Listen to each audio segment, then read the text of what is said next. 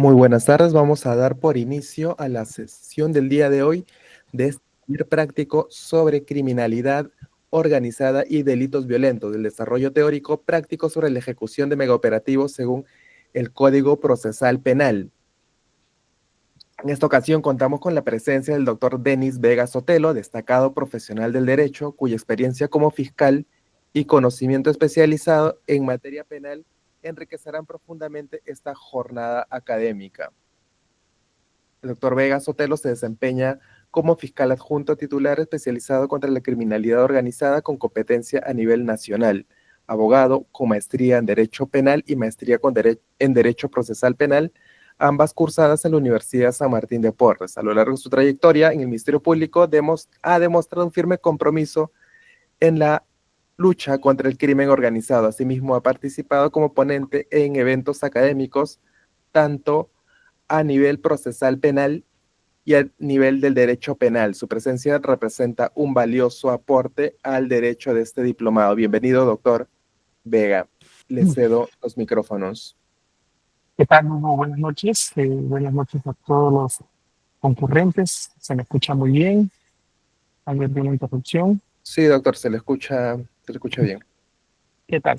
A ver, primero las disculpas del caso. Recién termino una audiencia propia de la labor para un requerimiento de prolongación de prisión preventiva.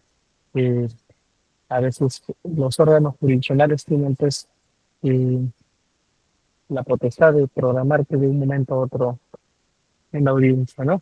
Entonces, eh, ese ha sido el factor pues que quizás haya sido causa de la demora, pero estamos acá comprometidos siempre con la escuela, con las personas del derecho, afines, las mismas que quieren pues o tienen interés de poder eh, aprender un poco más de la experiencia básica, de la experiencia que ya esta carrera nos está brindando, ¿no?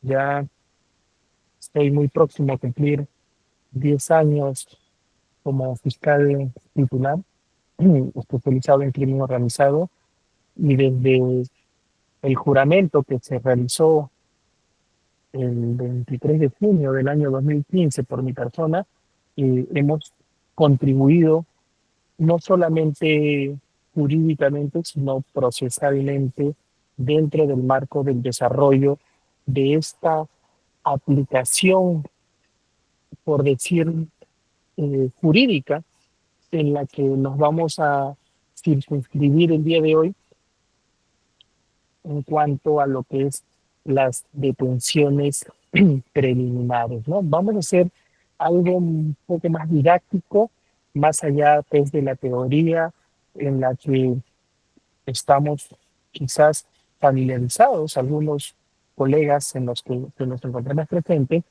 pero también quiero hacer pues algo más didáctico como experiencias dentro del desarrollo pues de los de las detenciones preliminares en la que he participado, en la que he propiciado propiamente por razón de cargo y función, y en las que por razón pues no de mandato superior hemos podido coadyuvar a las mismas, ¿no?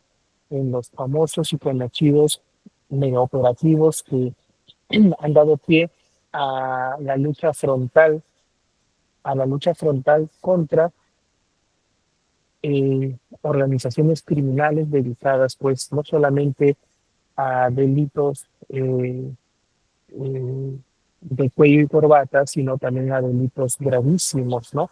Delitos en los cuales se ve mucha implicancia pues contra la vida, el cuerpo, la salud, donde se ve implicado pues el patrimonio propiamente eh, eh, dicho, ¿no? En el sentido de que vemos que hay organizaciones dedicadas a la extorsión, al sicariato, al cobro de cupos, así como también pues el las organizaciones criminales en las que se dedican pues dentro del propio sistema eh, estatal, ¿no? Estas organizaciones que se forman a razón, pues, ¿no? De los actos colusorios, a razón de los actos contra la administración pública, ¿no? En que vemos, pues, que funcionarios extraneos han podido pues articular de manera pues sigilosa para poder cometer pues o dar vida al plan criminal que determina pues en la afectación al patrimonio del Estado, ¿no? Vemos como hay dos aspectos fundamentales en lo que les hago mención, en donde la lucha frontal que tenemos en nosotros, los encargados de este Ministerio Público en las fiscalías especializadas contra la criminalidad organizada, vemos pues que estas dos vertientes, eh, por razón de los delitos, si bien tenemos distinta o diferente modalidad del actuar, porque si nos damos cuenta, hay un aspecto en los delitos violentos, en los delitos graves, y en el otro aspecto, que son delitos de ocultamiento, de delitos sin mostrar algún tipo de violencia, pero al final, comparados en una línea, advertimos pues que el peligro existe, ¿no? De una u otra manera. Entonces, la norma procesal, la norma procesal a nosotros como operadores de justicia, nos ofrece pues poder eh, establecer eh, que se puedan llevar a cabo detenciones preliminares, ¿no? Estas detenciones preliminares en las que se enmarca dentro de la norma procesal en su artículo 261, nos habla pues de cuatro estándares o de cuatro supuestos en los que podemos nosotros hacer efectivo esta, esta norma procesal, ¿no? Sin embargo, pues eh, vamos a poder también advertir que esta norma procesal, en su artículo 261, ha sufrido pues violentamente ataques eh, en su contenido estructural, en su contenido global, ¿no? Tanto así que ha paralizado desde la entrada en vigencia, desde el año 2004, desde la entrada en vigencia de esta norma adjetiva, ha paralizado casi 3 meses en el año, los finales casi del año 2024, hasta casi finales del mes de marzo de este año, ¿no? Entonces, ha sido un golpe muy duro para la comunidad jurídica poder eh, tener una norma procesal que establece la detención preliminar judicial, ¿no? Y la hemos tenido en un aspecto de QAP, en un aspecto de congelamiento, casi 3 meses.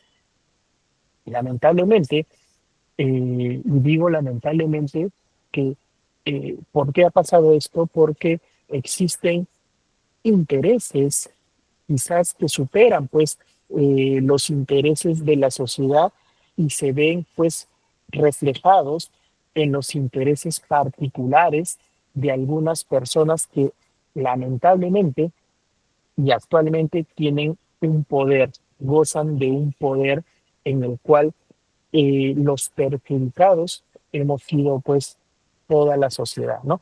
¿Por qué digo ello?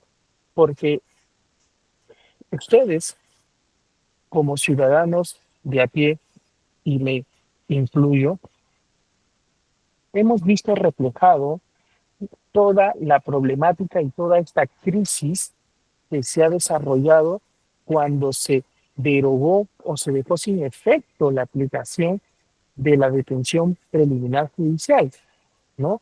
Entonces, ¿qué pasaba, por ejemplo, si tenemos los amigos policías o los amigos de repente abogados, eh, se quedó en stand-by, no se podían hacer detenciones preliminares judiciales? ¿Qué quiere decir? La policía no podía solicitarle al Ministerio Público, a través de un informe policial, la detención de una presunta organización criminal para su detención, porque esta ley estaba congelada, estaba prácticamente derogada. Y yo digo lamentable porque desde la entrada en vigencia, desde el año 2004 hasta el año 2024, después de casi 20 años, ha sido un golpe duro para la lucha frontal que realiza no solamente el Ministerio Público, sino la Policía Nacional frente a estas organizaciones criminales, ¿no? Entonces, gracias a Dios, esto se ha restablecido con algunas modificatorias, pero ya tenemos nuevamente pues el camino como operadores de justicia para poder continuar con la labor que veníamos desarrollando, ¿no?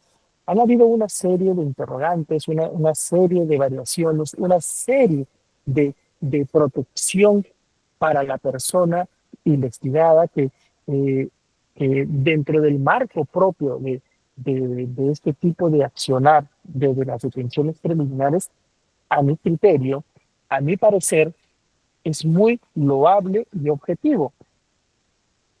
¿Por qué lo digo? Las personas que están inmersas dentro de esta actuación, abogados, eh, eh, policía, ¿qué pasaba antes de algunas modificatorias que ha sufrido estas situaciones de la detención preliminar judicial? ¿Qué pasaba? A ver, la policía le presentaba el informe policial a, al Ministerio Público. El Ministerio Público analizaba los parámetros que requiere pues esta, esta norma procesal y realizaba el requerimiento respectivo ante la autoridad competente, que es el juez, ¿no? El juez de garantía o el juez con el cual se ha venido desarrollando un trabajo ya previo, ¿no? Por decirlo así, un juez que ha prevenido la causa investigada. Una vez que se tenía, ya el juez emitía la resolución correspondiente, el Ministerio Público, pues, dentro de las medidas que se dictan y conforme a la norma procesal que establece, el juez tiene 2 semanas para ejecutar la medida de detención preliminar judicial. Así lo dice la norma procesal. Pero, una vez que se inicia la ejecución, ya depende de cómo te establezca el juez en su resolución cuántas horas tienes para culminar tu ejecución, la ejecución, porque ya la iniciaste. O sea, tienes 2 semanas para ejecutar tu resolución, pero una vez que tú inicias, tienes un cierto tiempo. Puede ser 6 horas, 12 horas, de acuerdo a las circunstancias o a las situaciones en las cuales se va a intervenir, ¿no? O sea, es de acuerdo al caso. Ok, ¿qué es lo que pasaba? El Ministerio Público, en compañía con la Policía Nacional, realizábamos las coordinaciones correspondientes, lo que se sigue realizando, lo que se sigue haciendo, ¿no? Realizamos las coordinaciones respectivas para poder llevar a cabo la ejecución. Ojo, cuando tenemos una medida de detención preliminar o una judicial en la que el juez autoriza, esta resolución se tiene que ejecutar bajo la dirección de un representante del Ministerio Público, pues esto es el que requiere, el que lo solicita. ¿Ok? La policía por sí sola no podría ejecutar esta medida porque la potestad se la dan al fiscal. El fiscal tiene que estar presente para ejecutar. Cuando ya estamos presentes para ejecutar o para realizar la ejecución de esta medida, en el antes, voy a hablar después en lo que se viene en las nuevas tendencias, pero en el antes simplemente era policía, fiscal, Ministerio Público, llegaban al lugar del domicilio de la persona a intervenir, ¿no? Realizaban la ejecución de la medida sin la presencia de un abogado defensor, ya sea un defensor público o un defensor de oficio. No teníamos la necesidad de que se encuentre presente, se ejecutaba. Y en ese acto la persona decía, quiero llamar a mi abogado para que venga o, o tengo una persona que puede representarme, que hacía lo concerniente y se comunicaba. Pero esto no era óbice de paralización de la diligencia de allanamiento. Ojo, o sea, el Ministerio Público con la policía encargada de hacer el registro domiciliario continuaba con el allanamiento del registro domiciliario, ¿no? Ya teníamos la detención de la persona, siempre y cuando se encontrara o se encontrase dentro del inmueble, ¿no? A realizar esta detención preliminar, ¿no? Hasta ahí todo era color de rosa para nosotros los operadores. ¿Por qué? Porque nosotros podíamos trabajar libremente en el sentido correcto, sigiloso, rápido, para poder no llevar a cabo las pesquisas que hace la policía o las diligencias de registro que se lleva a cabo por intermedio de la policía, ¿no? Y retirarnos del lugar. Pero ¿qué sucede? ¿Y qué pasaba en esa línea? En esa línea. Posteriormente, en las secuelas de la investigación, en la secuela del proceso o durante esta etapa de detención preliminar, eh, se generaba un aspecto importante que deben de tener en cuenta algunos de los presentes, que durante esta intervención o detención preliminar se podrían haber cometido algún tipo de abuso, algún tipo de vulneración de derechos, algún tipo pues de falta al debido proceso, ¿no? Y entonces, ¿a qué mecanismos recurría la defensa que hacía o que asumía postura para poder defender a estas personas? A las famosas tutelas de derecho, ¿no? Entonces, ¿qué es lo que pasaba? Durante la detención preliminar judicial que se llevaba a cabo durante el periodo de 15 días, ¿qué es lo que sucedía? Tanto el representante del Ministerio Público como las partes, en este caso los defensas técnicas de los investigados, nos debatíamos pues en diversas tutelas. Sean verdad o sean mentira, argumentos propios de las defensas, de lo que estábamos en este estado de materialización sobre ya el actuar propio del desarrollo de la continuación de estas detenciones preliminares judiciales, teníamos que salir a otro escenario para debatir qué. Tutela de derechos por falta de comunicación a la investigado sobre por qué motivos estaba siendo detenido, ¿no? Un ejemplo. O nos planteaban tutela de derechos porque no había motivos para que sea detenido, ¿no? O sea, y todos los parámetros que se encuentran inmersos dentro del artículo 71 del Código Procesal y de los acuerdos plenarios que establecen propiamente la naturaleza en las cuales podría plantearse una tutela de derecho.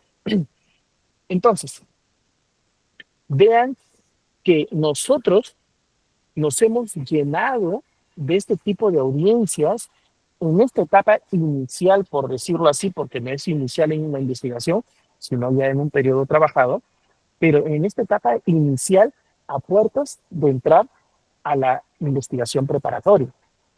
Entonces, ¿qué es lo que surge posteriormente ya con algunas eh, modificaciones de la norma procesal, donde primero establecen que para que se lleve a cabo la detención preliminar judicial o se ejecute esta resolución, la persona susceptible o pasible de esta resolución cuente con un abogado defensor, ¿no? Entonces, este es otro escenario. Aquí cambia todo. ¿Por qué? Porque el operador de justicia con la Policía Nacional tenemos que ingeniarnos ahora cómo vamos nosotros, cómo vamos a establecer el plan de trabajo para este tipo de evento. ¿Por qué? Porque si bien es cierto, garantiza todos los derechos habidos y por haber de la persona que es susceptible de este allanamiento, de esta resolución de detención preliminar, tengan en cuenta que existen muchas falencias en cuanto al tema personal, abogado, defensa pública o defensa técnica. ¿Por qué? Porque si nosotros nos vamos a Lima Este, la defensa pública no cuenta con más de 10 abogados o 15 abogados defensores, ¿no? Entonces, defensores públicos. Entonces, si mi trabajo es para llevar a cabo un mega operativo en donde voy a intervenir más de 20 o 30 viviendas o inmuebles o personas, ¿qué es lo que está pasando ahí? La pregunta es, ¿este mega operativo va a ser simultáneo? ¿Este mega operativo se va a llevar a cabo de manera uniforme? La respuesta es no. ¿Por qué? Porque nosotros como representantes del Ministerio Público, como fiscales, nosotros defendemos un principio, que es el principio de legalidad. Entonces, si nosotros advertimos que no vamos a cumplir con una norma que se encuentra vigente en el sentido de que si yo quiero ejecutar una medida pero no tengo abogado, la pregunta es, ¿qué debo hacer? ¿Qué debo realizar? ¿No? Entonces,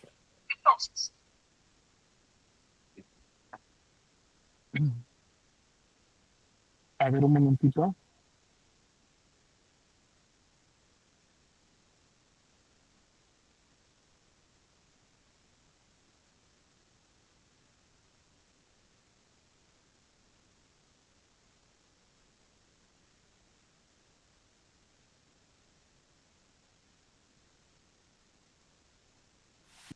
Ahora sí, les decía, ¿no? ¿Qué debo realizar? ¿Qué actitud o qué postura debo tomar frente a este tipo de situación? Entonces, ya tenemos una. Eh, Voy a ir a un domicilio, policía, fiscal, no tengo abogado. Pero esta modificatoria se hace en la siguiente línea, que tengo que tener un defensor público para realizar el allanamiento o el registro domiciliario. Ojo, Y si nosotros tomamos o recogemos esto con pinzas, ¿qué decimos? Está bien, voy a llevar a cabo el allanamiento, la ejecución del allanamiento,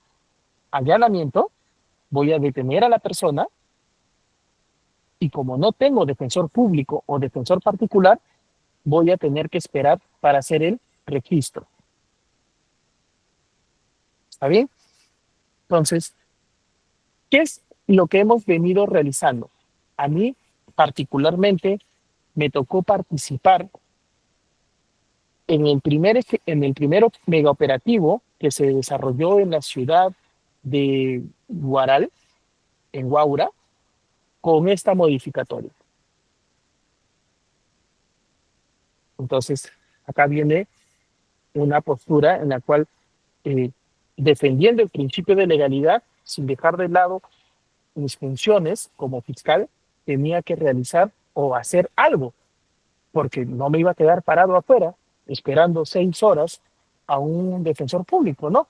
Entonces, les cuento esta anécdota, que, en la que mi persona participó y en la que fue el primer operativo, ojo, con esta modificación, donde se tenía que llevar a cabo con un defensor particular o un defensor público, ¿no? Que garantice los derechos de esta persona, ¿no? Intervenida.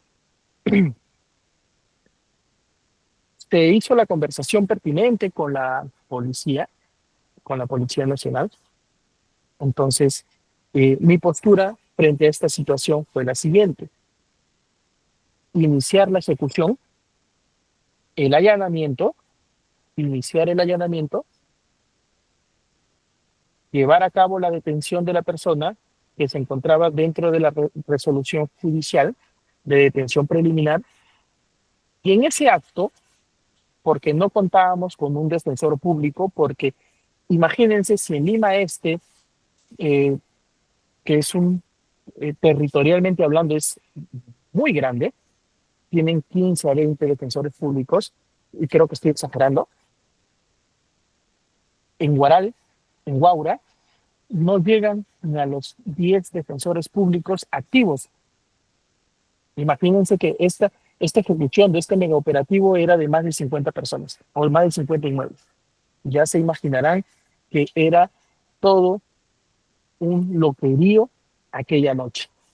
Sin embargo, nosotros no podemos perder, ¿no?, la postura frente a que, si bien la norma procesal es garantista, y si le da para uno, también le da para otro.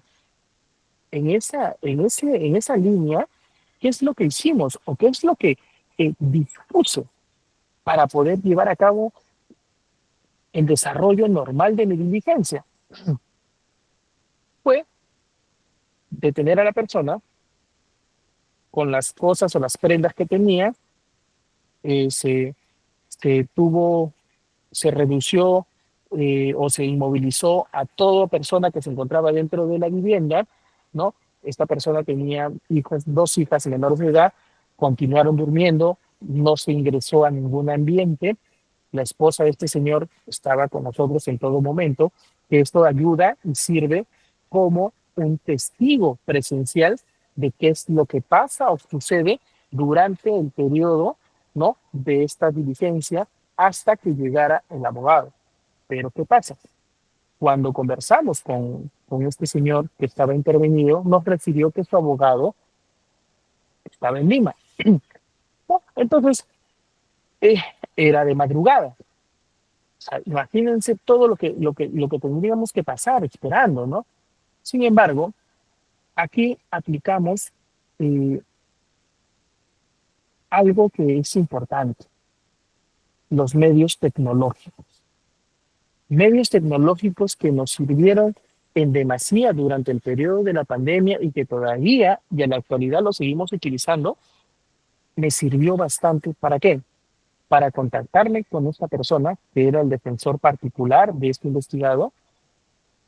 Se le hizo la primera llamada, gracias a Dios contestó el teléfono, se le comunicó sobre la detención de su patrocinado, se le explicó las razones en las cuales y por qué se le estaba llamando, y después de esa llamada levanté un acta para posteriormente volver a llamarlo, pero hacerle una videollamada.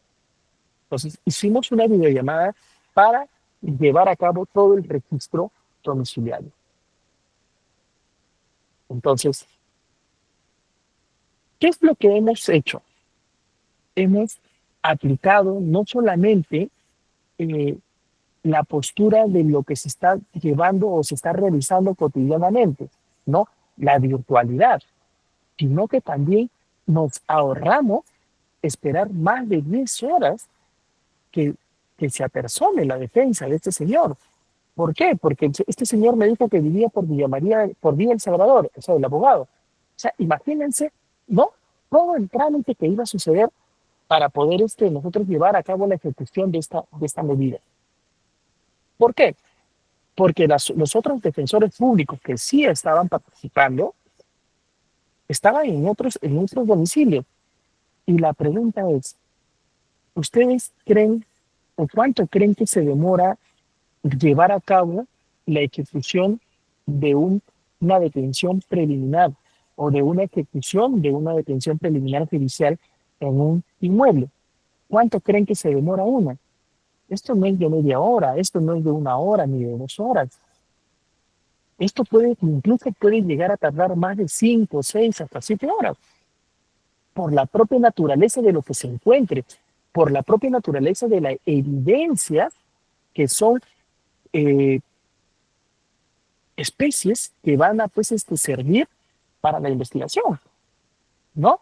Entonces, imagínense todo lo que nos ayuda los medios tecnológicos. Gracias a Dios, en aquella oportunidad, la defensa técnica accedió a que nosotros podamos llevar a cabo este tipo, pues, ¿no? De diligencias, ¿no? Y pero para esto, ¿qué tenemos que hacer? Tenemos que realizarlo de la manera correcta, sin vulnerar ningún tipo de derechos, sin vulnerar ningún tipo, pues, del debido proceso, sin que haya ningún tipo de faltamiento de respeto. ¿Por qué? Porque más allá de que nosotros digamos, sí, que este es un sicario, que este es un delincuente, que este es un secuestrador, que él está matando, no podemos vulnerar los derechos de la persona. Lamentablemente, nosotros estamos circunscritos no solamente a lo que es la Constitución Política del Perú, sino a tratados internacionales que defienden los derechos de las personas y más aún de las personas que se encuentran investigadas. El Pacto de San José, ¿no? Entre otros eh, tratados que tenemos nosotros vigentes, ¿no? Entonces, ¿qué además que quiero que tengan en cuenta y en consideración? ¿Qué además pasó? Más allá de llevar a cabo este tipo de, de ejecución, de ejecución de este mega operativo, de la ejecución de esta detención preliminar, de estas detenciones preliminares judiciales, ¿qué hemos ganado? Hemos ganado evitar tutelas. Estas tutelas que nosotros evitamos, que nosotros hemos podido superar para que las personas no desgasten dentro de este periodo de investigación algún tipo de afectación de derechos. ¿Por qué? Porque nosotros le estamos dando todas las garantías, tanto procesales como constitucionales, las garantías que quizás anteriormente no se brindaban. Entonces, la pregunta es, ¿ustedes recuerdan cuando salió esta modificatoria y hubo toda una trama de controversia? Y yo respeto mucho también a mis superiores, como colegas que son a mis pares, ¿no? Respeto mucho las posturas, pero la pregunta es, No está bien, entonces, no es correcto que exista este tipo de garantías para evitar cualquier tipo de afectación procesal o cualquier tipo de vulneración del debido proceso.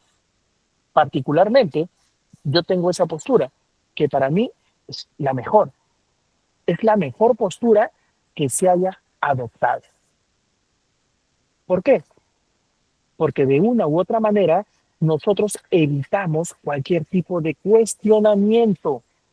Ojo, y si nosotros tenemos una investigación prolija, tenemos una investigación coherente, tenemos una investigación durante el desarrollo de estos megaoperativos de detenciones preliminares sin ninguna falencia, déjenme decirles que ustedes tienen casi el 70% del éxito asegurado, no solamente en la primera fase, que es lo que buscamos, que es la prisión preventiva posterior, sino que estamos asegurando un éxito en el resultado a futuro. Y les digo por qué. Porque si nosotros tuviéramos algún tipo de problema y mediante una tutela nos declaran nula el acta de intervención, el acta de registro domiciliario, el acta de incautación de especies, ¿qué es lo que podría pasar? Ya no le podría atribuir tenencia ilegal de armas, tráfico de drogas, ¿no? Hasta el mismo teléfono, si de repente le incauto mal, podrían, ¿no? Declarar nula esa incautación y este teléfono que yo ya incauté se pierde totalmente. Entonces, la pregunta para el legislador en ese entender es que ellos han querido asegurar en una primera fase una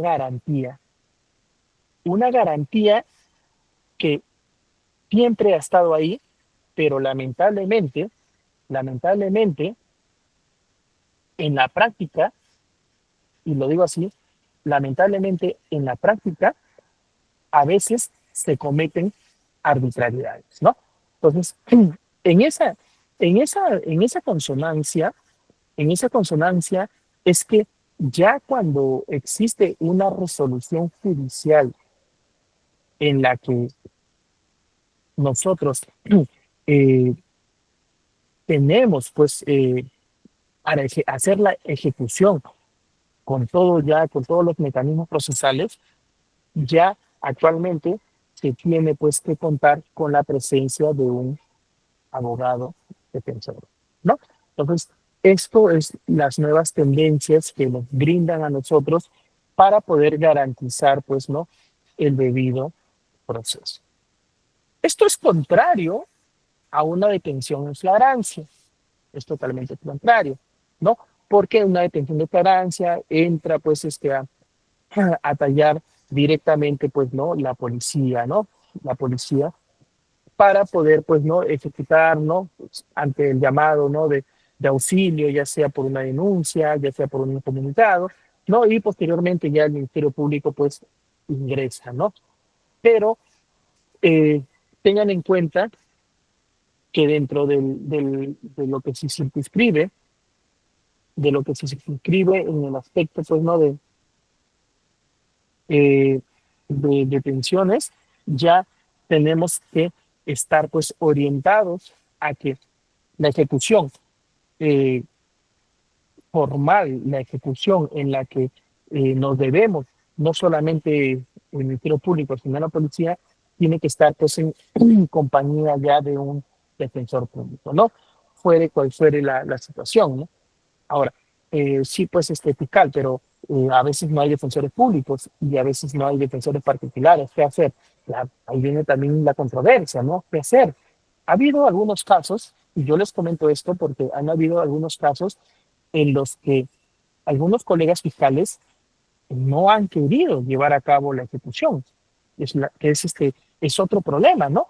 Y es entendible porque esto es un tema de interpretación, es un tema de cómo tú interpretas. O sea, tú fiscal, tú eres autónomo, tú tienes pues la potestad de interpretar si vas a ingresar o si no vas a ingresar, ¿no? ya levantarás tu acta fiscal, argumentarás por qué no ingresas, ¿no? A la vivienda, ¿no? Para la ejecución. Pero yo les hago mención, yo soy autónomo, yo no pienso como mis colegas tendrán otro criterio, pero en las intervenciones en las que me ha tocado participar en estos 2 últimos años, han sido pues de esta naturaleza, ¿no? Lamentablemente a mí no me tocó un defensor público, ¿no? O sea, era una cosa de locos. O sea, ¿por qué? Porque ahora también les comento otra situación que me pasó, ¿no? Eh, y acá me dirán, pucha, ¿qué hiciste? Eh, Estuve apoyando también en otro mega operativo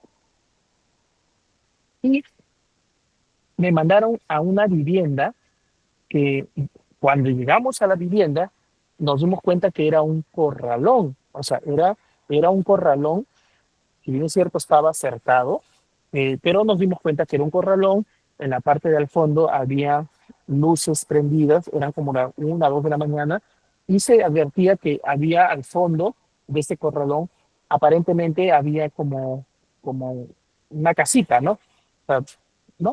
Una casita, ¿no? Entonces, eh, no teníamos defensor público. Nosotros advertimos, porque empezamos a ver por las rendijas de la puerta, empezamos a ver si es que había personas, alguien, ¿no? Que se encontrara, ¿no? Y esta casa estaba vacía. Quizás antes de que nos establezcan a nosotros que, que no tengamos la obligación de entrar con un defensor público, ya hubiéramos entrado, ya hubiéramos ingresado. No, era una casa deshabitada, eh, pero era un centro de operaciones, porque en esta casa habían como un cuarto de cámaras, o sea, era una cosa de locos, donde monitoreaban casi toda la zona en la que habíamos ido a realizar este mega operativo, ¿no? Pero ¿qué sucede? Yo se los digo, como era una casa deshabitada, no había forma ni siquiera para conversar con alguien interno de adentro de la casa para ver si tenía algún abogado, ¿no? No había esa forma. Entonces, hemos tenido que esperar casi 4 horas para que el defensor público que estaba apoyando en un punto cercano termine su diligencia y pueda venir a apoyarnos a nosotros. Casi 4 horas. Recién ahí, la policía pudo subir, abrir la puerta, ingresamos, efectivamente no había nadie, llevamos a cabo la diligencia, lo que les había comentado, eh, encontramos cámaras, encontramos vestigios de que habían personas quizás de repente días anteriores, ¿no? Botellas de gaseosa, de cerveza, platos de comida, ¿no? Entonces, pero ¿qué hemos logrado con esa actuación? Hemos logrado garantizar que esa acta que se desarrolló aquella madrugada no sea materia de cuestionamiento tutelar. ¿Por qué? Porque encontramos algo muy importante dentro de esa vivienda, que eran cámaras de seguridad que vigilaban puntos claves dentro, dentro del territorio en el cual nosotros habíamos hecho el mega operativo, porque estábamos hablando de un tema de ocupación de terreno, ¿ya? Entonces, imagínense que esta casa era utilizada como un búnker prácticamente para ver la entrada y salida de vehículos de puntos claves, ¿no? Entonces, ¿qué hemos garantizado con la presencia del abogado? ¿Qué hemos garantizado? Hemos garantizado el debido proceso y el derecho de defensa de la persona a quien se le atañe la responsabilidad de esa propiedad o del accionar propio de la organización, ¿no? Entonces, la pregunta es, ¿esa acta de diligencia, de allanamiento y de registro va a tener algún tipo de cuestionamiento? La respuesta es no. Y la respuesta es no, ¿por qué? porque hemos estado acompañados de un defensor público que va a garantizar y que garantizó que todo se lleve con normalidad. Y esto es algo absurdo. De repente dirán, oiga, pero usted, fiscal, es el que garantiza la legalidad, usted es el que garantiza el debido proceso, usted es el que garantiza que no se vulneren ningún tipo de derechos. Claro, claro, esto es así, pero si nos damos cuenta, esta, este pequeño tramo que ha sido incorporado no solamente coadyuva con el Ministerio Público, sino coadyuva con el proceso. Y esto es muy importante, porque cuando uno coadyuva con el proceso, hace que el proceso sea mucho más rápido. Porque si nos entrampamos en tutelas, si nos entrampamos en denuncias, en cuestionamientos, en, en dilaciones, que lamentablemente al final son dilaciones que van a, que van a solamente a causar tropiezos, torpezas dentro de una investigación, no vamos a poder llevar a cabo una investigación prolija. Recordemos que tanto el Ministerio Público como la defensa de los investigados somos partes de un proceso en los cuales estamos en la facultad y en la obligación de aportar. No, fiscal, usted está equivocado porque usted es el titular de la acción penal y por lo tanto usted tiene el deber de la carga de la prueba. Yo soy inocente, usted demuestra mi culpabilidad, ¿no? Cuando existe este tipo de defensa, ¿no? ¿Qué demuestra? Demuestra que no hay actividad, ¿no? Procesal por parte de, de la defensa del investigado. Entonces, ¿cómo, ¿cómo le pueden decir al fiscal, fiscal, tu investigación, ok, estás viendo por un lado, pero yo te voy a también demostrar esto. Te voy a demostrar esto porque esto es parte, ¿no? Entonces, la etapa de la investigación preparatoria es una etapa crucial. Es una etapa crucial en donde se recaba prueba de cargo y de descargo. Y entonces, una vez culminada esta etapa, en la etapa pues estelar, es donde se va a determinar pues fundamentalmente si efectivamente los medios probatorios aportados por la defensa o por el Ministerio Público a través de las investigaciones que ha recabado, va pues a determinar objetivamente si esta persona es pues participó en el evento delictivo o no participó, ¿no? De acuerdo al criterio o la tesis que maneja el Ministerio Público, ¿no? Y con eso va a poder determinar en un requerimiento, ¿no? Un requerimiento mixto, un requerimiento pues acusatorio, ¿no? O en un requerimiento netamente de sobreseimiento, ¿no? Entonces, pero va a determinar algo, va a llevar a cabo algo, ¿no? Entonces, ¿qué es lo que sucede? ¿Qué es lo que sucede? Que nosotros estamos ahora mucho más garantistas, ¿no? Que cuando se inició con este nuevo modelo procesal. ¿Por qué? Porque nos estamos olvidando ya de las famosas tutelas. Nos estamos olvidando ya de que efectivamente declaren fundadas estas tutelas, ¿no? Y entonces, ¿qué es lo que sucede si te declaran fundada una tutela donde te excluyen válidamente, donde te excluyen válidamente un elemento importante dentro del marco de tu investigación? ¿Mm? Entonces, ya estamos olvidándonos de eso, ya nos estamos olvidando. Entonces, vean que la incorporación de estas modificatorias eh, hacen que no solamente el, el actor, Ministerio Público, como Policía Nacional, eh, puedan dar mayor realce al trabajo, sino que también nosotros con esto y aplicando esto, le estamos descongestionando, ¿no? La labor del Poder Judicial, ¿no? Entonces, hasta ahí son algunos aspectos algunos aspectos básicos que hemos venido desarrollando en el día a día dentro de la actuación propia de la participación en estos megaoperativos para las detenciones preliminares, ¿no? Entonces, eh, hemos tenido modificatorias, ¿no? Y estas modificatorias que más o menos han podido establecerse, donde, donde la ley 32.181 hace un desarrollo, pues, ¿no? En donde modifica el artículo 255, el 261, el 292A, ¿no? Entre otros. Y eh, aquí hacen un aspecto importante donde derogan literal A del numeral 1 del 261, ¿no? El Código Procesal, ¿no? Entonces, para que después, para que posteriormente ya con,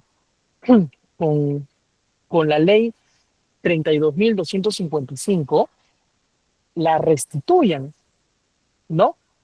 ¿Y qué es lo que restituyen, no? Porque a veces eh, a- hablan por aquí, hablan por allá, nos confunden dentro de que opinólogos, personas que yo respeto mucho, pero lamentablemente nunca han participado pues, en un operativo, nunca han participado en una detención preliminar, ¿no? Y que no están directamente eh, familiarizados con esto, salen pues a opinar, respeto, pero eh, esta, esta ley que modificó y que solamente nos decía, pues no, la 32.181 nos hablaba que solamente iba a ser en flagrancia, ¿no? O sea, y la pregunta era, ¿y qué pasa con las investigaciones en reserva? ¿Qué pasa con las investigaciones de complejidad, pues, de organizaciones criminales, ¿no? ¿Qué pasa? Si ya no va a ser en flagrancia, ¿no? Entonces, lógicamente, todos eh, los sujetos o los actores implicados en alguna actividad ilícita han estado pasando, pues, como quien dice, muy holgadamente, ¿no?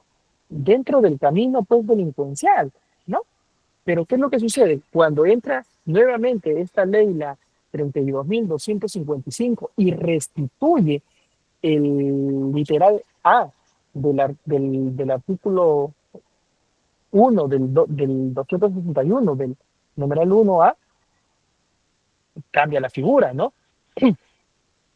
¿Y qué dice esta literal A? Se los leo para que ustedes lo tengan. Dice, no se presente un supuesto de flagrancia, o sea, que no haya supuesto de flagrancia, pero que existan elementos razonables para considerar que una persona ha cometido un delito sancionado con pena privativa de libertad superior a 4 años y por las circunstancias del caso se presenten indicios razonables de posibilidad de fuga o obstaculización de la averiguación de la verdad. Entonces, acá tenemos algunos aspectos.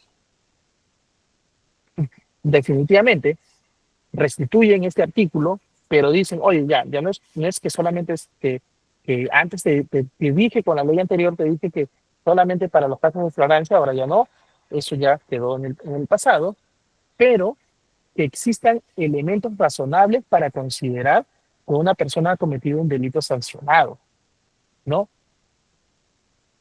Pero que exista fundamentalmente el peligro de fuga o de obstaculización de la averiguación de la verdad, que es fortalecer el argumento con el informe policial, el argumento jurídico que le dan el requerimiento fiscal al juez. Entonces, el fiscal tiene que decir, oye, la pena es sancionable, más de 4 años, no, es sancionable. Pero existen razones para considerar que esta persona cometió el delito. O sea, vámonos a detener un poquito de acá. ¿Qué tengo que hacer yo para decirle al juez, pues tengo la cuasi seguridad que esta persona está cometiendo este delito? Ya no voy a pasar con paño frío, lo que anteriormente quizás de repente teníamos como información de fuente humana, teníamos como información del denunciante con testigo de reserva y decía, sí, Pepito, Juancito, Marianito, ellos son los extorsionadores. Ahora nos exigen un estándar o un nivel mucho más alto, que tenemos que tener la cuasi certeza, ¿no? De que esta persona sea, ¿no? La persona que ha cometido el delito. Y además de esto, que existan razones, ¿no? Razones muy altas de probabilidad de que esta persona haga dos cosas: pueda fugarse o sustraerse de la acción de la justicia u obstaculizar la averiguación de la verdad, ¿no? Lamentablemente, en algunos casos, estos dos aspectos salen a la luz. ¿Por qué? Porque la pena que se le podría imponer en una posible sanción por una sentencia son gravísimas, son muy elevadas. El estándar de pena es elevado. Hablamos de organización criminal de 8 a 15, extorsión agravada, ¿no? De 10 a 15, ¿no? Según sea la naturaleza del caso. Y si hablamos en un concurso real de delitos, y si nos vamos a aplicar las penas mínimas por ser una persona sin antecedentes, una persona que, que, que es la primera vez que ha cometido un delito y tiene atenuantes y no tiene agravantes, vamos a irnos en un sistema de tercios por el tercio inferior. Entonces hablamos de 8 más 10, 18 años. La pregunta es, ¿son penas elevadas o no son penas elevadas? Claro que sí, son penas muy elevadas, ¿no? Entonces, entonces eh, ¿qué es lo que vemos acá? Vemos que eh, ya el estándar para poder llevar a cabo la ejecución de una detención preliminar en un mega operativo, nos han puesto pues una, una, un tope como estándar para poder llegar. Ahora los jueces van a emitir un pronunciamiento debido, pero considerando razonablemente que el pedido que se realice o que se haga sea un pedido pues acorde, ¿no? Entonces, eh, ¿qué es lo que, qué es lo que pasaba anteriormente? Y solamente eh, algo que quiero que tengan en consideración respecto a las similitudes y diferencias que existe pues sobre la razonabilidad para imponer la medida, ¿no? Eh, con el artículo 261 de detención preliminar judicial, que es importante que tengamos en consideración, que es eh, lo que se cambia y le exigen que existan razones plausibles, ¿no? Sobre la verisimilitud, ¿no? Del delito que se atribuye al imputado. Antes, que existan razones plausibles. Pero ahora nos dicen que existan elementos razonables. Y vean este cambio. Antes simplemente nos pedían razones, conjeturas, ¿no? Información quizás no tan, quizás certera, pero ahora nos dicen que existan elementos razonables, ¿no? Entonces, estos elementos razonables que a nosotros nos pide la norma procesal en esta modificatoria, lógicamente que eleva el estándar en el cual nosotros como operadores de justicia tenemos que cumplirlo cabalmente. Y tenemos que cumplirlo cabalmente, ¿por qué? Porque de esta manera se va a suscitar que nosotros, como operadores del derecho, nos debemos a la sociedad, pero nos debemos a la sociedad para poder ejercer o realizar investigaciones correctas, ¿no? Pero de la mano también va el juez, porque si yo al juez ya no le doy elementos razonables y le sigo dando pues razones plausibles, el juez lógicamente va a estar en la facultad y en la potestad de rechazar totalmente mi pedido, ¿no? Así el fiscal llore, patalee, grite y diga, no, que el juez no me quiere dar, el juez está contaminado y van a salir mil cosas. La pregunta es, ¿tengo que cumplir lo que me dice la modificatoria de, esta, no, de este artículo o no lo tengo que cumplir? Lógicamente que lo tengo que cumplir. Entonces, si tengo que cumplir ello, tengo que hacer para ello una buena investigación. Y de la mano, ¿a quién tengo? Tengo a mi equipo policial, ¿verdad? Entonces, en esa línea y en ese orden de ideas, es lo que nos trae, es lo que nos trae, pues, eh, el, en la nueva modificatoria, ¿no? Entonces, también nos habla sobre el peligro procesal, ¿no? Y eso es muy importante que tengan en consideración el peligro procesal, que es el riesgo de fuga y obstaculización, donde se reemplaza, básicamente, aquí se reemplaza lo que es eh, en, el, en el mismo artículo 261, donde dice puede desprenderse cierta posibilidad, pueda desprenderse cierta posibilidad. O sea, estoy hablando, probablemente se pueda sustraer de la acción de la justicia. Probablemente, ¿no? Por eso dice, la norma te dice, ¿no? Pueda desprenderse de cierta posibilidad de fuga. Pero con esta modificatoria que te dice que se presenten indicios razonables de posibilidad de fuga, ¿no? U obstaculización de la averiguación de la verdad. En el camino, en el entrever de las investigaciones, cuando ya una persona se encuentra detenida, también puede cometer obstaculización, también puede cometer la, el dar a conocer el indicio razonable del peligro de fuga. Pero esto hay que plasmarlo, esto hay que, ¿no? Expresarlo fundada y motivadamente, ¿no? Entonces, ven cómo esta modificatoria de la ley 32.255 nos trae estos aspectos pequeñísimos que de repente a veces es importante determinarlos, y para mí es importante incluso en el aspecto, pues, ¿no? De, de que ahora tenemos que tener, pues, razonablemente, pues, elementos, ¿no? Razonablemente tenemos que tener la convicción documentada, más que no efímera, más que pasajera, más que quizás por versión de terceros, que no se encuentre pues materialmente circunscrita dentro pues de la carpeta fiscal, ¿no?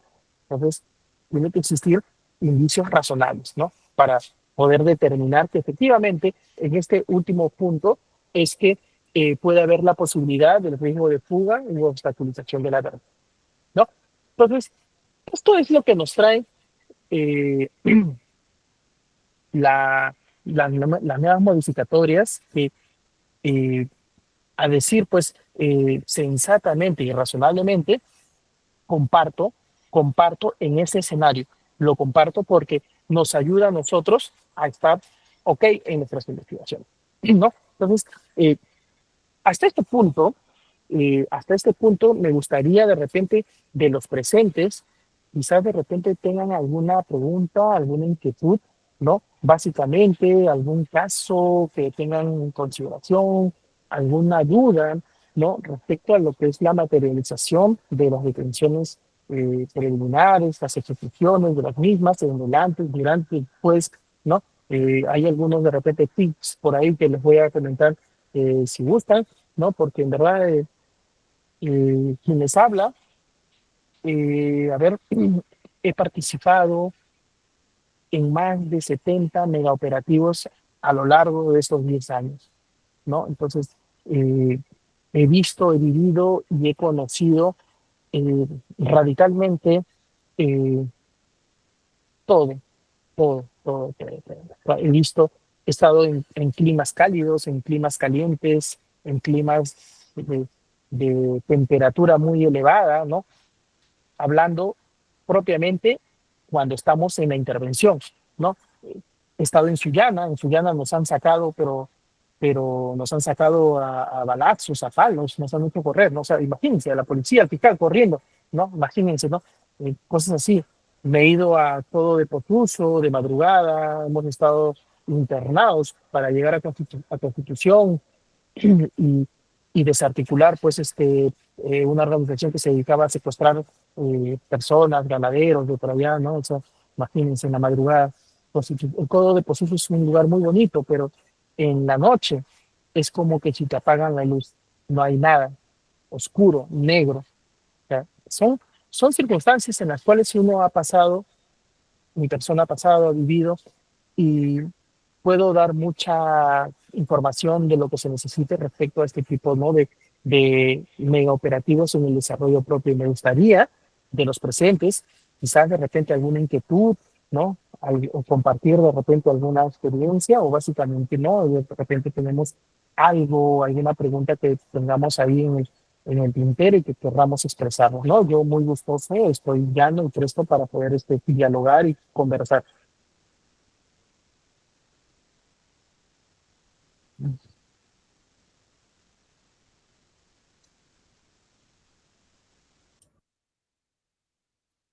Bueno, ¿algún participante que tenga alguna consulta antes de continuar con la sesión?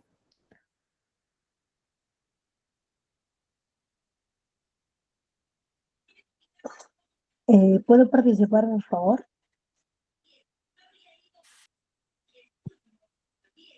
Claro que sí,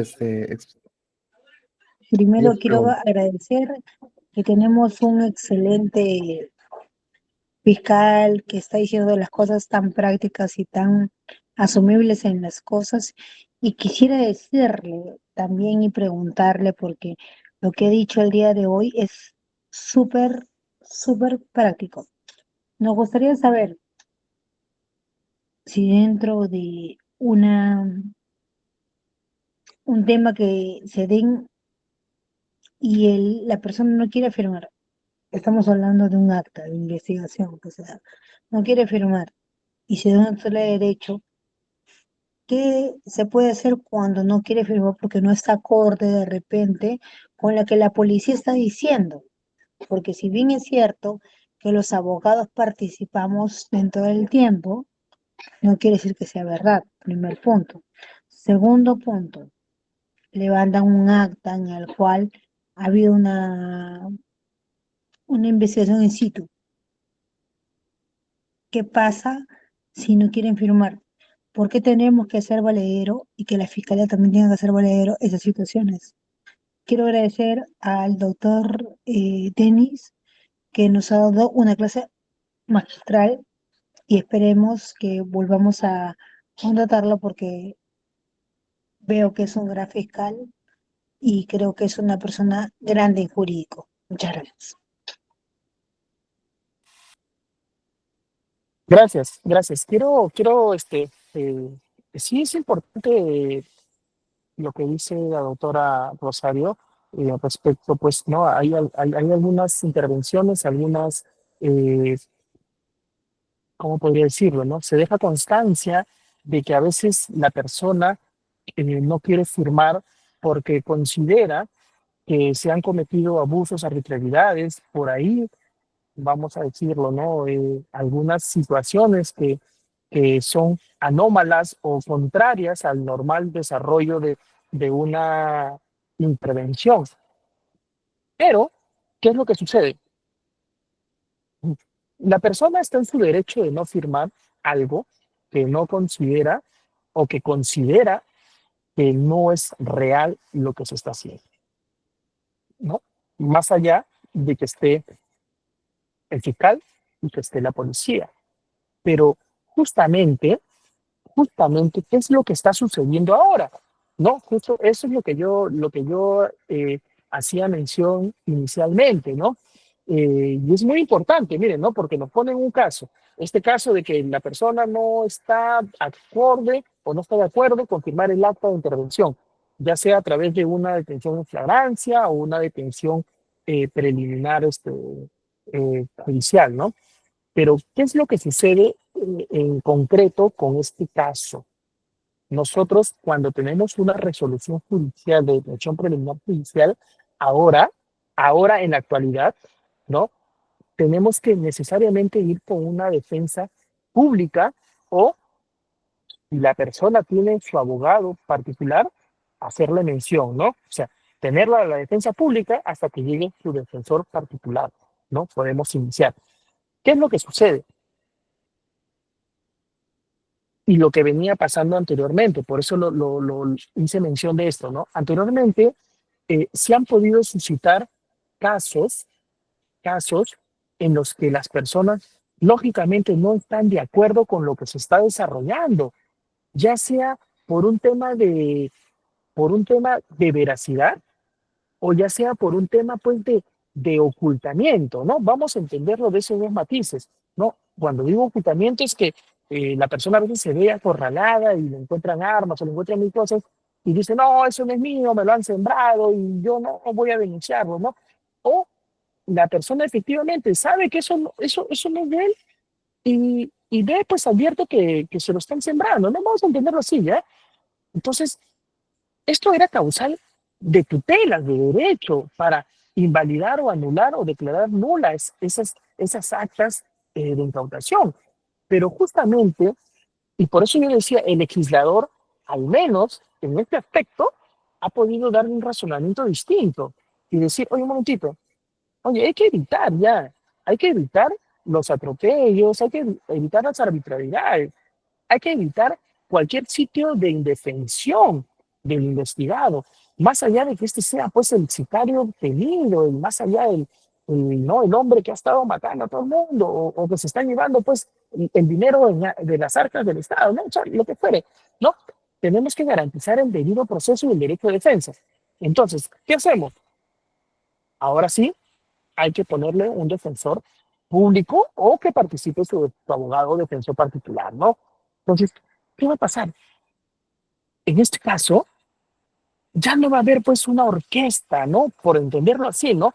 Quizás, y quizás de repente pueden pasar muchas situaciones, ¿no? O sea, la policía puede actuar sola, el fiscal puede también decir, ah, ya sabes qué, atropellemos los derechos, pero ya no va a haber una orquesta, porque el defensor público, justamente, su función es defender a esa persona, hacer respetar sus derechos, ¿no? Entonces, en la actualidad,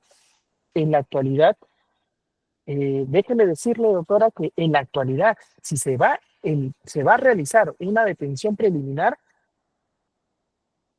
principalmente para iniciar la ejecución, tenemos que tener a un abogado, ya sea particular o ya sea de la defensa pública, pero tiene que estar el abogado. ¿Para qué? Para evitar este tipo de situaciones, ¿no? Y con esto, ¿qué hemos ganado? ¿Qué decía? Hemos ganado descongestionar todas las tutelas habidas y por haber. Y no obstante a que, a que la persona después de esto no quiera firmar, se deja en claro que ahí estaba la persona que es el representante legal de este señor, ¿no? Para poderle salvaguardar todo tipo de derecho, ¿no? Entonces, eh, esta modificatoria están haciendo que el sistema que quizás que inició hace 20 años y quizás por la monotonía, por el cansancio del continuismo, se haya quizás querido irse por una ramificación que no es la de correcta para arriba, sino por las vertientes. Entonces, estas modificatorias que nos ponen a nosotros para poder trabajar en estos megaoperativos, ¿no? Ayuda a enderezar el camino que se debe tomar y que se debió tener siempre en consideración, ¿no? Evitar siempre que se cometan atropellos. Justamente para eso está el fiscal, ¿no? Pero lamentablemente, a veces, solamente por un ejemplo, podría ser que o, o esto lo hacen a voluntad de concertación de las partes, ya sea la policía, ya sea el fiscal, quizás, o de repente no, son sorprendidos. Pero el tema tiene que ser con estas situaciones que tenemos ahora, el apoyo legal. Olvidémonos de que se realice o de que exista alguna anomalía en estas intervenciones. Eso yo los garantizo porque para mí es lo más loable que ha podido pasar, ¿no? Que se ponga el apoyo jurídico de defensa, ¿no? O sea, porque con esto garantizamos que toda la acción que se realice durante el desarrollo del allanamiento, de la detención, del registro, va a ser correcto.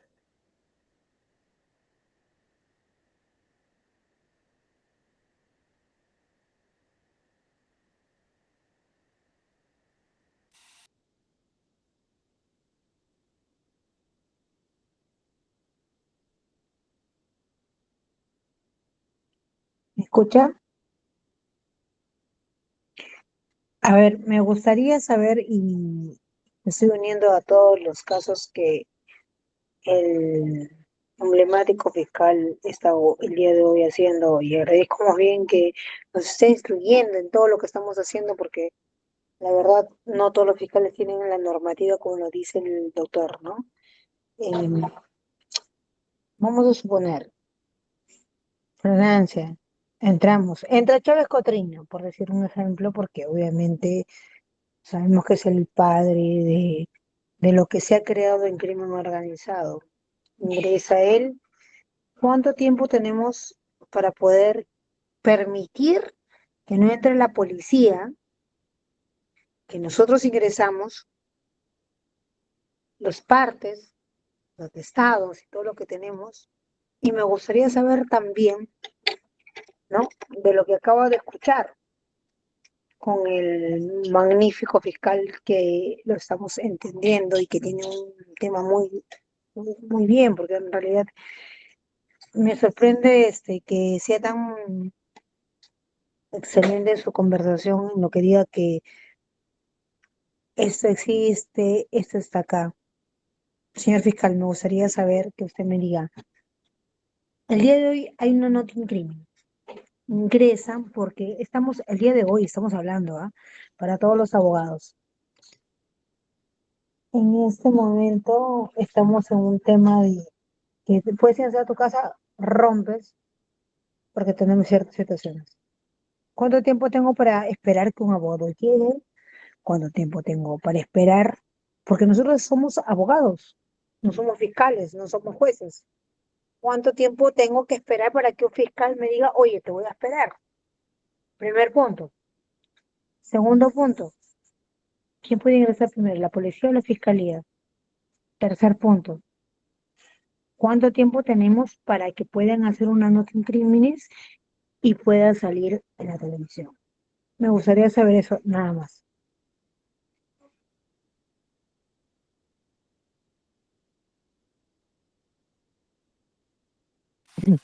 Ya.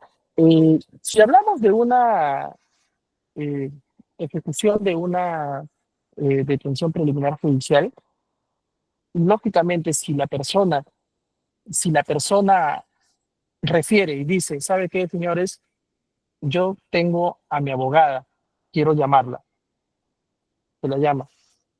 Se le da un plazo prudencial, ¿no? Porque yo no le voy a decir como fiscal, abogada, el operativo se está llevando a cabo en Villa El Salvador y usted vive pues en Cono Norte, venga en 20 minutos, ¿no? Entonces, se le da un plazo prudencial. Ahora, y esto nos pasa a todos, o sea, ojo, o sea, nos pasa a todos y tenemos que aplicarlo. ¿Cuánto sería un plazo prudencial? Si usted, abogada, dice, doctor, señor fiscal, voy a ir, me voy a constituir, me voy a constituir. Doctora, usted tiene 2 a 3 horas en llegar, porque usted me dice que vive en Cono Norte, hasta que llegue acá, le voy a esperar 3 horas. Si usted no llega en 3 horas, yo voy a tener que llamar a la defensa pública para iniciar, ¿no? O sea, es un plazo prudencial que ya lo hace cada fiscal. No es que de repente haya un estándar, un matiz o una línea, ¿no? De tiempo, ¿no? Entonces, ese es un plazo prudencial. Ahora, ¿quién entra primero? Quien entra primero es la policía. ¿Por qué? Porque la policía está facultada para poder llevar a cabo que todo el perímetro esté pues en normal desarrollo, ¿no? Porque ¿qué pasaría si nos enfrentamos a una situación de fuego cruzado y el fiscal pues con su medalla está entrando primero, ¿no? Pues eso como conejillo de India, el primer caído, ¿no? Fiscal, ¿no? Entonces no, es para que no suceda esto, para que no pase esta situación, y no debe de pasar nunca esto, es que el fiscal entra ya al domicilio una vez que ya esté toda la situación controlada, ¿no? Cuando ya está controlada la situación, que no pasa ni 2 o 3 minutos porque no puede, o sea, el fiscal, una vez que entra la policía, el fiscal a la hora recién va a entrar, ¿no? No, tampoco, esto no es así, porque imagínense qué es lo que pueda suceder dentro del inmueble. O sea, si en un minuto puede suceder muchas cosas, imagínense en 10, 15, 20 minutos, ¿no? Entonces, el punto es que una vez que la situación esté controlada, inmediatamente el fiscal entra. ¿Y por qué entra el fiscal? Porque el fiscal inmediatamente le dice a la persona que está intervenida, le dice las razones y los motivos por los cuales se encuentra detenido.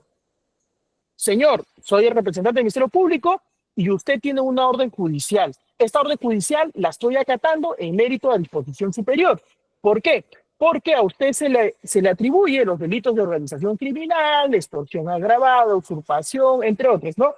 Usted tiene detención preliminar de 15 días. Asimismo, el juez de tal juzgado de investigación preparatoria nacional me autoriza a mí a poder hacer un registro, allanamiento de su casa, ¿no? E incautación de algunas especies y la detención de su persona. ¿Te das cuenta? Entonces, todo ese protocolo lo hace el representante del Ministerio Público, no lo hace la policía. La policía lo que hace es, ¿no? Inmediatamente dejar la situación controlada y ahí ya el, el fiscal realiza su labor fiscal, ¿no? Ahora, el otro extremo, ¿no? De que si sale en la prensa o no sale en la prensa, a veces hay aspectos, ¿no? Que desbordan de la actuación del Ministerio Público, porque recordemos que el fiscal a lo mucho va con una persona que podría ser, pues, otro colega o un asistente, ¿no? Pero más allá desborda, pues, ¿no? Porque a veces son los mismos vecinos o personas ajenas que graban y lo difunden, ¿no? Entonces, eso a veces es un tema muy ajeno al representante del Ministerio Público, ¿no? Por ahí Hugo, había una persona que también había levantado la mano, sería importante también escucharlo. Sí, era la señora Julie GR. No sé si todavía desea hacer su pregunta, ya que bajó la mano. Buenas noches. La señora había preguntado a la doctora y el fiscal que hablaba sobre el procedimiento, ¿no? De quién entra primero y en el caso de esperar al abogado de la defensa privada, ¿no? Por el tiempo que debe tener un tiempo prudencial, ¿no? Bueno, consideraría, pues, ¿no? Teniendo los antes, los post y los antes de los operativos, ¿no? Teniendo la reunión, la convocatoria para realizar una operación policial, consideraría, pues, si está presente la defensa pública, se podría iniciar con ello. ¿Por qué? Porque realizar las actas involucra, pues, tiempo y horas hombres en los policías, ¿no? Entonces, consideraría también que en un tiempo prudencial, no, pues sería exagerado de que la intervención sería en Villa El Salvador y la abogada viva pues en Cono Norte, ¿no? Ventanilla o Ancón para esperar 3 horas, ¿no? Entonces, se podría dar inicio pues con la defensa pública y luego continuar pues con la defensa privada del intervenido, ¿no? Eso sería todo.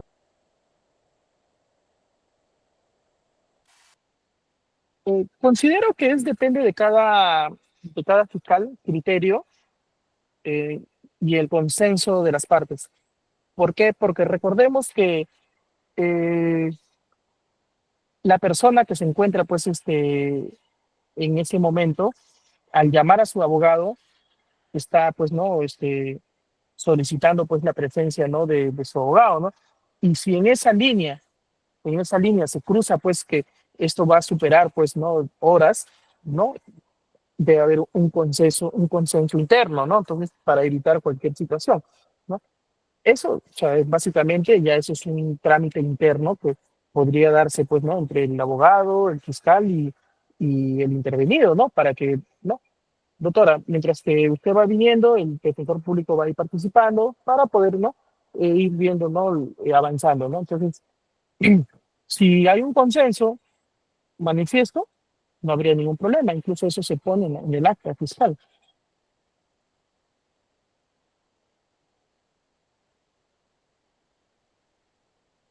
Huguito, de repente alguien más que quiera de repente intervenir. Hay algunos amigos policías por ahí, he visto. Sería importante también dialogar, conversar. A veces es importantísimo saber algunas inquietudes. Claro, doctor. No, hasta el momento no hemos tenido otra Una pregunta. pregunta, ¿puedo Ah, hacer? ok, ok, sí, adelante, adelante. ¿Qué pasa cuando en el acta tenemos un tema por diferencia de hora, por minutos y tiempos, y cuando dice me niego a firmar? ¿Cómo lo toma la fiscalía? Eh, y quiero entender, ¿hubo una diferencia de las horas, algo así? Lo que pasa es que cuando tú intervienes en un lugar in situ, pones unas ¿Cuál es actas, mi te desafío más levantas, grande el efectivo enfrentando la policial es correcto, y adicionalmente a eso, no creo que pueda existir, y a los amigos abogados le hago presente, no puede existir un acta que diga, por ejemplo, acta de intervención policial, acta de derecho, acta de, eh, a ver, como que de la casa, el lugar, y esa acta que lo quieren hacer valer porque tienen minutos, en un minuto nadie levanta un acta, primer punto. Segundo punto, que es lo más importante, si el patrocinado que tiene el abogado de defensa no quiere firmar, la fiscalía lo puede hacer ver como si fuera propio o como que está bien, esa es la diferencia. Es un error frecuente, es un error frecuente que yo espero que en algunos casos se corrija, porque sí, hay razón en lo que se manifiesta, hay razón que a veces no las actas se empiezan a hacer de manera simultánea y todo ello, pero, ojo, pero ¿qué es lo que sucede? Justamente, justamente esta participación ya del abogado está evitando que se sigan cometiendo este tipo de situaciones, ¿no? Por eso decía, ya estamos descongestionando, ¿no? La actividad judicial con tutelas, la estamos descongestionando. ¿Por qué? Porque sí, efectivamente, se ha estado realizando una mala praxis, ¿no? Esta mala praxis de decir, ya, hoy hay que hacer el acta acá, hay que hacer el acta acá, y a veces por un tema de repente, quizás de decir, pucha, que ya por un tema, ¿no? De que, oye, ponle tal hora, ponle tal hora, ponle tal hora, y a veces se equivocan en las horas, ¿no? Entiendo que va por ahí. Entonces, esta mala praxis, que no es de repente ilegal, o sea, porque no es ilegal, por hacer las actas, se ha estado incurriendo, pues, ¿no? A mecanismos tutelares, ¿no? Pero esto ya se está eliminando a razón, pues, ¿de qué? A razón de justamente la presencia, pues, ¿no? Netamente de la defensa, ¿no? Por ahí que había otra persona que levantó la mano.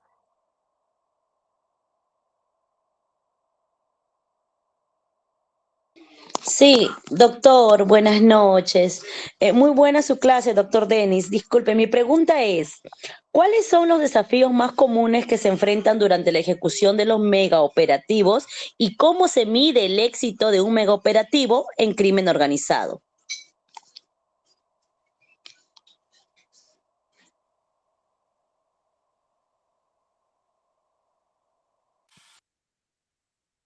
A ver, nosotros como fiscalías especializadas estamos preparados para poder afrontar todo tipo de desafío, ¿no? Ya sea zonas rurales, zonas selva, ¿no? O zonas alejadas, ¿no? De la, de la, del normal desarrollo urbano. Entonces, particularmente, y sé que en el conjunto del equipo policial y fiscal en la que he participado, en los operativos que he participado, he participado sí en, en operativos en los cuales, como les decía, hemos salido criollamente corridos, arrancados, ¿no? Nos han sacado, pero a balazos. En Sullana, por ejemplo, ¿no? Donde, si bien es cierto, el plan operativo policial analiza qué es lo que va a suceder por la zona, por el lugar, por las personas, pero ¿qué pasa cuando la población se junta? Esto me pasó en Sullana y esto me pasó a mí en Juliaca.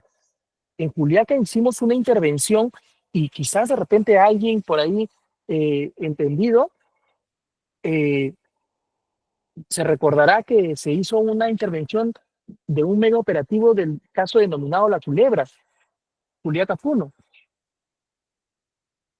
Y las personas de Juliaca pues estaban alteradas cuando se intervino la casa pues de algunas personas que eran las personas que financiaban este, este tráfico pues ilegal, ¿no? Del, de traer pues mercadería, ¿no? De contrabando, ¿no? Fuimos acorralados en la propia casa. Tuvimos que esperar, como nuestro equipo policial, tuvimos que esperar 2 contingentes para que nos saquen de esa casa, ¿no? Esos son los desafíos en los que uno se enfrenta, ¿no? Nosotros no somos Superman, no somos Batman, que vamos a afrontar pues lo que nos pase, pero son los riesgos que se miden pues con el éxito. ¿Y cuál es el éxito?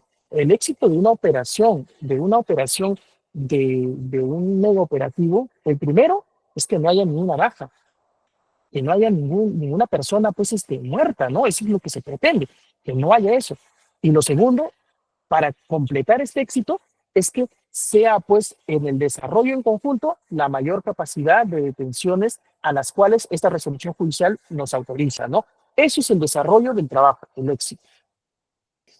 Antes de culminar con esta clase, es importante tener en consideración algunos aspectos sobre estas recientes modificatorias, estas recientes entradas en vigencia de estas leyes, ¿no? Que también ponen pues en entredicho, pues, ¿no? El conflicto entre los poderes del Estado, ¿no? Entre la policía, entre la independencia del sistema judicial, ¿no? Es importante entender que debe haber mm,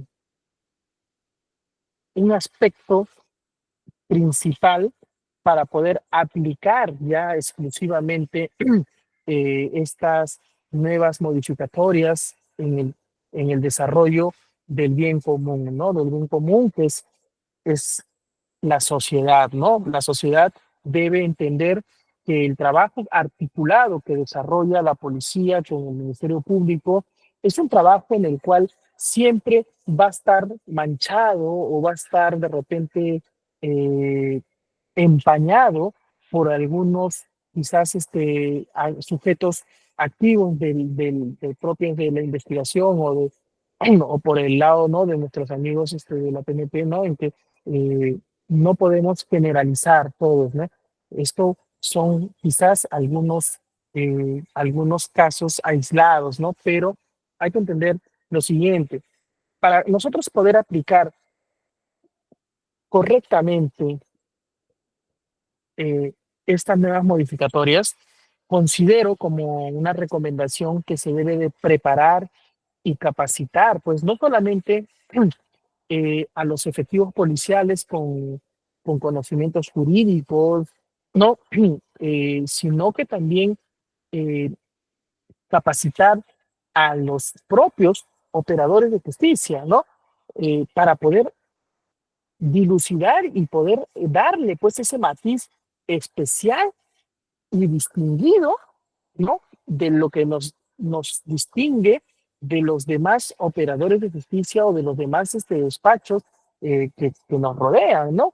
Como una fiscalía especializada, pero también eh, la mención es que esta capacitación, tanto pues de preparación jurídica o con conocimientos jurídicos para la policía, tiene que ser adecuado, ¿no? Ya que estas nuevas facultades que se les ha encomendado es para que realicen actos de investigación y recaben los medios probatorios respetando pues el debido proceso, ¿no? Esto es importantísimo, porque si esto se llega a, o esto llega a tener éxito, déjenme decirles que vamos a tener pues investigaciones prolijas, ¿no? Muy excelentes, ¿no? Pero esto sería de repente como una recomendación, ¿no? Otro aspecto importante que debe haber es la comunicación exhaustiva, la comunicación permanente, la comunicación que debe tener la policía con el Ministerio Público, ¿no? ¿Por qué? No para confabularse, no para de repente, para realizar, eh, preparar o maquinar o idear, pues, complot, confabulación, no, debe haber comunicación, debe haber eh, esta, esta, este binomio se debe dar para poder lograr el objetivo de fortalecer estas investigaciones, ¿no? Y de esta manera agilizar los procesos penales, ya que, ¿qué pasa cuando fiscalía y policía están por su lado? ¿No? como, como esos dibujitos que se ve que cada uno jala la cuerda para cada lado y al final eh, no llegan ni al objetivo y no llegan a nada, porque están jalando la cuerda por su lado, ¿no? En cambio, se ve también la imagen, ¿no? De estos dibujitos donde los dos caminan de un solo lado. Entonces, por un lado está la comida y por el otro lado está el agua. Entonces, se ve, pues, ¿no? Que cada uno hace lo propio, comen y se van a tomar su agua. Entonces, esta es la forma, este es el mecanismo, ¿no? Es una recomendación que en todos los despachos fiscales, con los amigos de la policía, debe existir, ¿no? Debe haber mayor comunicación para poder lograr el binomio, ¿no? Y este binomio que se debe de tener es para lograr el éxito de la investigación en los procesos que tenemos, ¿no? Entonces, aquí viene lo siguiente. El trabajo que se realice entre el Ministerio Público con la Policía Nacional o viceversa debe ser un trabajo en equipo. No debe ser salir a la prensa o a la palestra, no, yo hice esto, no, la policía no, o viceversa, ¿no? Se está viendo mucho esto, ¿no? Mucho que, eh, eh, no, lamentablemente, a veces por malinformación, dan a conocer, sí, la policía capturó a 1000 delincuentes, pero el fiscal lo soltó. Eh, a veces no todo es cierto lo que se dice. O sea, ¿no? Ya habrá algún día un debate sobre esto, ¿no? Pero ¿por qué se sueltan? ¿Por qué se liberan? ¿No? O sea, no se explican por qué se liberan a las personas, no se explican por qué, no obstante a que la policía intervenga y los traiga detenidos, el Ministerio Público lamentablemente tiene que darle libertad. O sea, no es porque, no, acá arreglaron con el fiscal, o sea, pucha, que es lamentable, no, mire, o sea, más de 900 casos que el fiscal liberó, ¿no? Pero no es así. Y no, esto no es un problema de la policía tampoco. Esto es un problema de las leyes que se están dando. Ojo, las leyes que se están emanando, pues, ¿no? De autoridad competente, ¿no? Que es el legislativo, ¿no? En la cual, pues, lamentablemente hay mucho garantismo procesal, ¿no? Eh, entonces, ¿qué debe pasar? No debe haber celo profesional. Muy por el contrario, y repito, el binomio que debe darse es inquebrantable. Tiene que ser inquebrantable para poder lograr el objetivo, que es el desarrollo o el buen desarrollo de una actividad probatoria en una investigación penal. Porque tener en cuenta que el trabajo policía fiscal siempre va de la mano, ¿no? Entonces, y garantizar pues el proceso, ¿no? O sea, garantizar con todas estas actuaciones que se debe garantizar todo, ¿no? O sea, y el menos afectado que tiene que ser es la sociedad, o sea, porque a la final es el que esto repercute en la sociedad, no repercute en los operadores, no repercute en la policía, no repercute en el Ministerio Público, no repercute en los abogados, no repercute en la sociedad. La problemática que se da o la que se desarrolla todas estas situaciones de conflicto entre poderes, Ministerio Público, policía, el perjudicado es la sociedad, ¿no? Entonces, eh, esto lo hago como un tema, ¿no? De recomendaciones para lo que quizás de repente con estas leyes que se han emitido podamos pues, tener más o menos mm, de repente un razonamiento un poco más exhaustivo, ¿no? En la situación que podamos tener, ¿no? Eh, alguna situación que de repente en algunos operativos que hayamos tenido, que hayamos pasado, también les comento algo así, algo breve, que sufrimos en el año 2017. También me tocó ir por, por Guaura, y siempre pasan cosas por Guaura. Eh, estábamos desarticulando una organización dedicada pues a lo que era eh, robaban camiones cargados de alimentos, ¿no? Transportistas, ¿no? Y ya se habían identificado a todas estas personas y llegamos a una hacienda en Guaura, ingresábamos con la policía y de la persona que era para detener nos recibió a escopetazos. Imagínense, ¿no? O sea, y es todo una situación, ¿no? O sea, que tú estás caminando, ¿verdad? Porque es normal, ¿no? Tú estás caminando con la policía, atrás de la policía, estás caminando y por ahí escuchas, ¿no? O sea, tú no sabes qué está pasando en horas de la noche, horas de la madrugada, o sea, es algo que, que cambia totalmente el panorama, ¿no? O sea, eh, imagínense, ¿no? En una actuación de esta naturaleza, qué hacer, ¿no? Cómo actuar. Gracias a Dios, en aquel año ya había recibido mi curso en Mazamari, mi curso Sinchi, ya habíamos tenido pues esta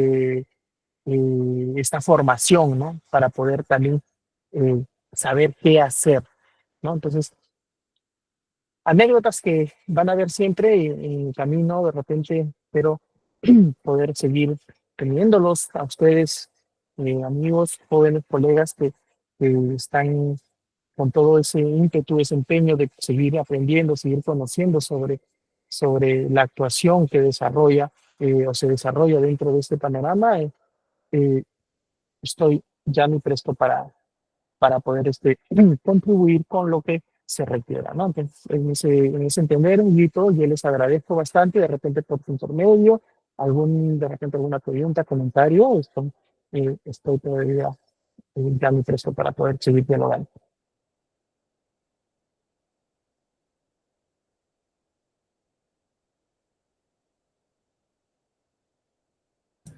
Bueno, doctor, vamos a esperar a ver alguna participación, alguna pregunta de alguno de los participantes el día de hoy.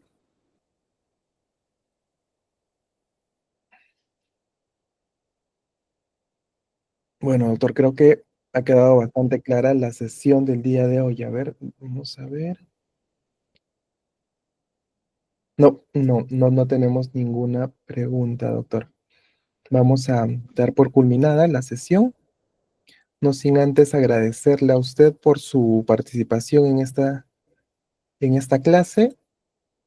También para invitarlos, el día de mañana va a continuar este evento a las 6 de la tarde, a las 18 horas hasta las 21 horas. Y nuevamente, doctor, agradecerle a nombre de nuestra institución, la Escuela de Derecho, y con aval del Ilustre Colegio de Abogados del Callao. Muchas gracias, doctor. Vamos a dar por terminada la sesión. Gracias a ustedes, gracias a los presentes, en verdad, por el tiempo, por la paciencia, en verdad.